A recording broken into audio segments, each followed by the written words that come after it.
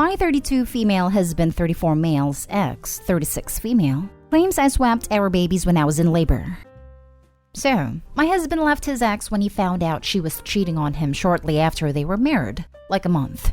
While they were getting divorced, that's when I met him when he was a customer at my store. We had a lot in common, and we started hanging out and developed feelings pretty quick. As soon as we could, we got married. I love him so very much, and my heart told me that no matter what, I was marrying him. He's amazing. Then a few months later, after the wedding, we found out that I was pregnant. That I was pregnant with triplets. His ex called him up and accused him of cheating on her with me. No, and that she was pregnant too. To her credit, she was. And that the baby was his. But he swore to me up and down, left and right, that her baby wasn't his. And I believe him. I trust him. Anyway, I go nearly full term with babies, as far as they'd let me, and we had 3 beautiful babies that I absolutely adore. My husband was blubbering when we finally had all 3 of our beautiful, healthy babies. But it turns out when I was in labor, his ex went into labor too. And she had her sweet baby that unfortunately had to go to the NICU. My mother-in-law informed us of this later, because their mothers are friends still, after we came home with the babies. After taking time off social media to, recover from having triplets, I started receiving all these nasty messages calling me hurtful names and telling me I was a monster. Turns out, after his ex had her baby, she went to social media telling everyone I stole her babies and that I gave her my sickly baby. And all her little friends took up the cost for her and started harassing me. I'm baffled because how? That was a planet with my babies, because I have a small torso and those 3 went out. Also, my babies were big and tall like their daddy, not tiny like me. She has demanded I give her babies back and to take her preemie baby, which I'm never going to do. And my husband has told her several times already. My brain is tired. I don't know what to do. Does anyone have any advice for me, please? Now for the top advice. Call the police and get a restraining order and a lawyer. She's screwed in the head. Yes, this immediately. She's not well. I would be very, very wary of her. I would also cease communication with her immediately. Yep, block everywhere and get the cops involved. Thankfully, my ex's new wife swapped my 3 healthy babies with this one. Sounds pretty crazy. Call the police and ask them to do a welfare check. That the baby she's currently taking care of needs to be checked. If she has psychosis, then that baby needs to be taken in by someone else whilst she gets help. Show the police everything and tell them you are scared that this child is in the house of someone who sounds like she's going through psychosis. I would definitely get a restraining order and make sure you block all contact with her on social media. Block anyone who tries to contact you. This definitely sounds like postpartum psychosis. Very sad and very scary. Hope she gets help and that baby stays safe. People don't realize how much hormones and pregnancy can cause severe mental health issues. 100%. I had a patient who had PPP. She ended up ending her newborn, went to the top of a building, and jumped off of it. She survived, but ended up having her 2 other kids taken off of her. It has been told that if she has kids in the future, they'll be immediately taken off of her. It's sad and it sucks, but this lady needs help. Info. Was a paternity test done on her child? My husband said she hasn't asked for a paternity test, but he would gladly do one if it will settle things. Next story. My sister found out our parents want to abandon her. I'm female 32, the oldest of 4. 2 of my siblings are adults with their own home/apartment, but my youngest sister is 10. My baby sister wasn't planned nor wanted by my parents, 65 female and 68 male, and they decided to leave raising her to us. We were 22, 18, and 17 when she was born. When I got my own apartment, they started leaving her with me for a few days a week because they needed a break. I'm not sure why none of us called CPS, so they're technically still her legal parents. A few months ago, they decided they wanted to let me adopt her so they could retire and travel. I wanted to take her to the beach for a girls' weekend and ask her about me adopting her on the trip. I was going to frame it as them being too old to take care of her to try to make it hurt less. But today she walked in on my parents talking about buying a tiny house and the whole thing came out. She's been extremely quiet and withdrawn since. Honestly, the best way I could describe the situation is that someone broke my sweet, bubbly, happy baby sister. I know she needs to go to therapy, but is there anything I can do to help her in the meantime? I doubt you'll be able to do anything to make her feel better. Just be there for her. But hold up a second. Your mother was 55 when she had her? Yes. The women in my family tend to be able to have kids later, but she was definitely a surprise to all of us. My grandma had my aunt at 55. I hope I'm menopaused by then. I'm so sorry for your situation, and so glad your sister has you. As a parent, here are my recommendations. 1. Get her therapy immediately. 2. Tell her every day that you love her, that she belongs there with you and you will always be there for her. 3. Make sure your parents are paying child support. Yes, the very least they can do is pay child support since they are the damn parents. They can just foist her off on someone else because they want to go play. Crappy parents. Raise the kid until she's 10 and then ditch her to play around the world. If you couldn't raise the kids, don't have the kids. Screw those people. She must be so absolutely heartbroken and scared. I would just take her home with you, if you can, and cut your parents off. She needs to know she's loved, and you will protect her. If you go and get her, are your parents really going to stop you? I'd also be worried about her hurting herself, so might be best she can be with someone who loves her anyway. She's staying with me right now. She's so scared that I'm going to leave her too, so she's clinging to me while trying to keep her distance, and it's breaking my heart. Poor baby. My dad left me when I was 8. Obviously a different situation, but all I could say is just be there for her. Over time, she'll realize you're not going anywhere and hopefully she will come down a bit. Does she have a room at your place? Maybe doing up a space for her with things she has picked out and knows are hers will help. I know everyone is saying therapy for her, but I hope you're getting the support you need too. Next story is titled, My 30 female husband 30 male and in-laws seem to forget that I'm a person and not an incubator. I'm currently pregnant with our first child and my in-laws' first grandchild.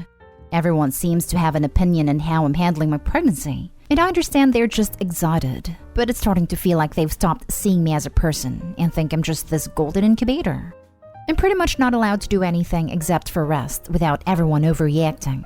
Once, I was craving something my family used to cook, so I went to make it. And when my husband saw me, he freaked out and asked me why I didn't ask our cook to make it, and insisted I go lay down again. That's another thing. We now have a cook and a cleaner because he doesn't want me to worry about anything, but also wants to make sure I'm eating as healthy as possible. Another time we went on vacation with my in-laws, and when I went to get some of our luggage, they all freaked out and were acting like I would break if I just carried one bag. My mother-in-law is constantly forcing me to eat and drink things that are supposed to be good for the baby, and whenever I say no, she makes me feel guilty until I take it. Also, I've lost count of how many times I've been recommended not to eat something because they don't think it's good for the baby. Sometimes they all talk about me/the baby like I'm not even there. They have minded my child's entire future planned out and don't seem to realize I might actually not agree with some of their ideas. When I suggest we do certain things, they say things like, I'm not sure that's good for the baby. I know they're not doing any of this to be malicious, and they're just really excited about the baby, but it's making me feel horrible. I have a good relationship with my in-laws outside of this, and my relationship with my husband has been fantastic. So I would like to find a way to get them to stop, without hurting their feelings. Any advice on how to achieve this? Have you tried standing up for yourself and putting your foot down? Tell your husband to fire the cook, because you can cook for yourself. If you want.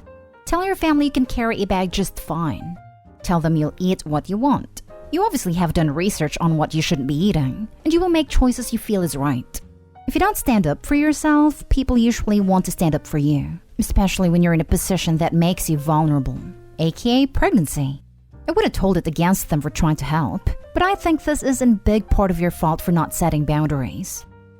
I've tried to, but I always end up feeling guilty and backing down. Again, consider it practice for when you're dealing with a stubborn toddler. They'll pull out all the stops too. Sometimes you just gotta put your foot down and let them sulk it out. For the in-laws, I am the mother here.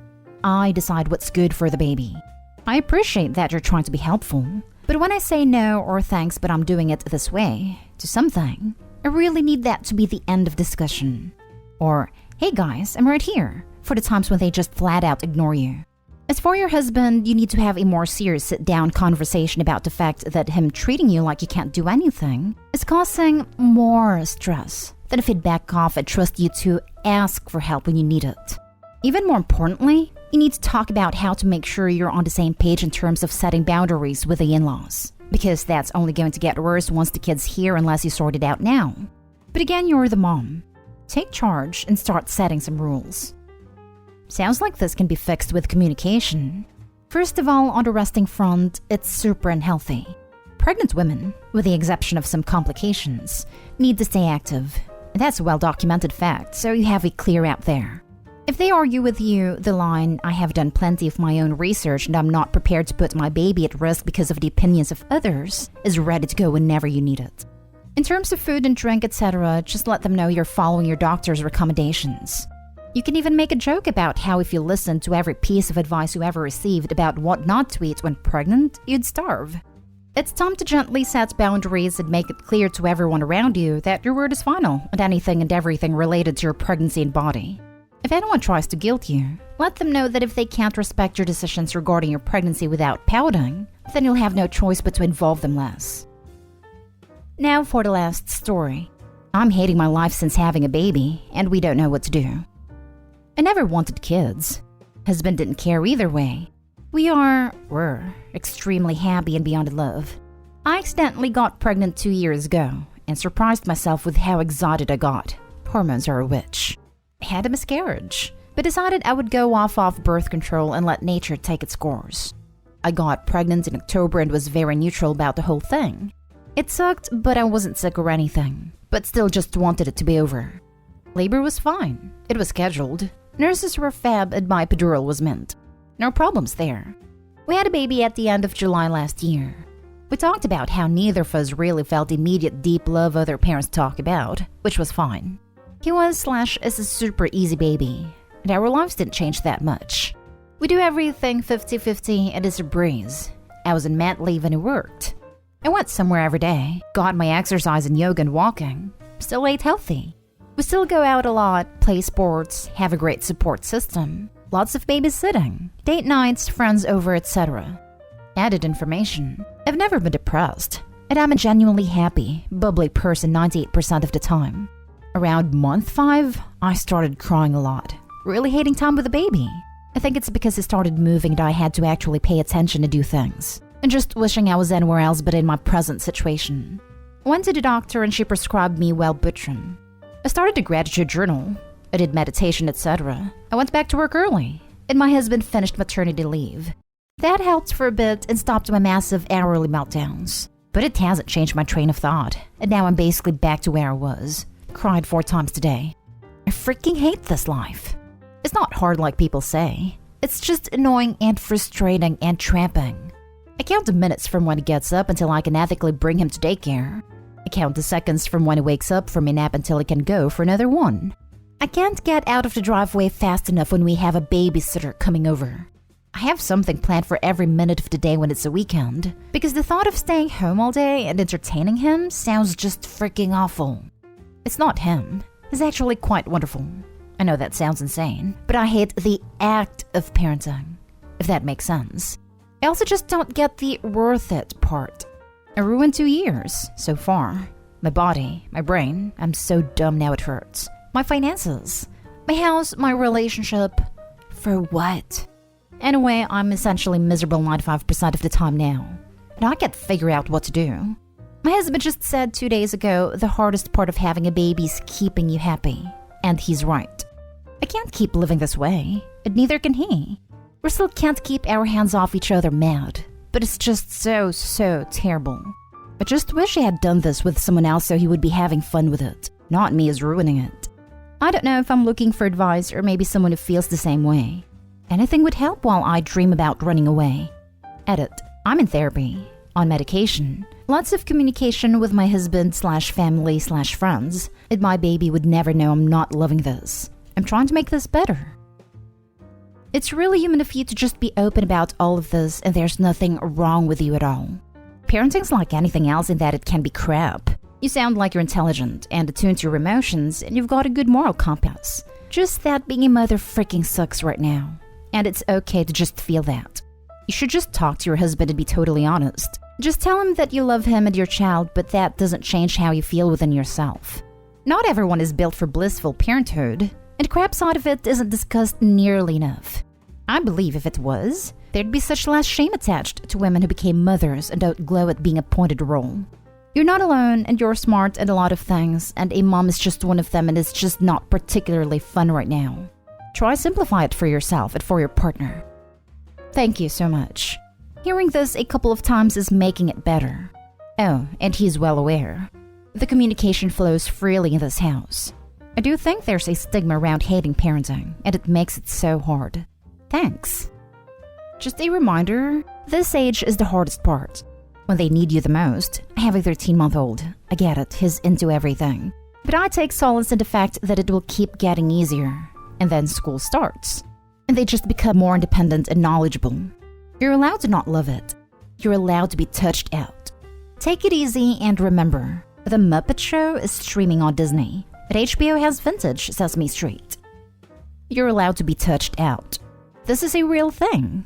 We often need to touch to feel loved, but with babies, they always need touch.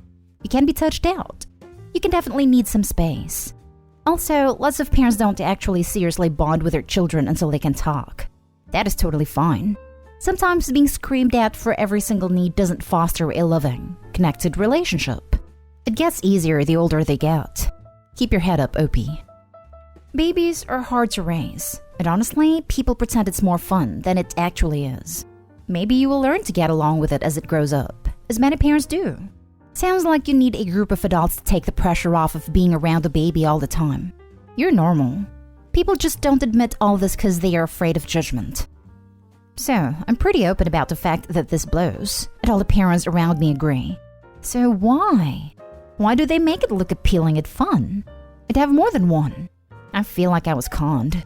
I definitely get the adult time, but I could always use more.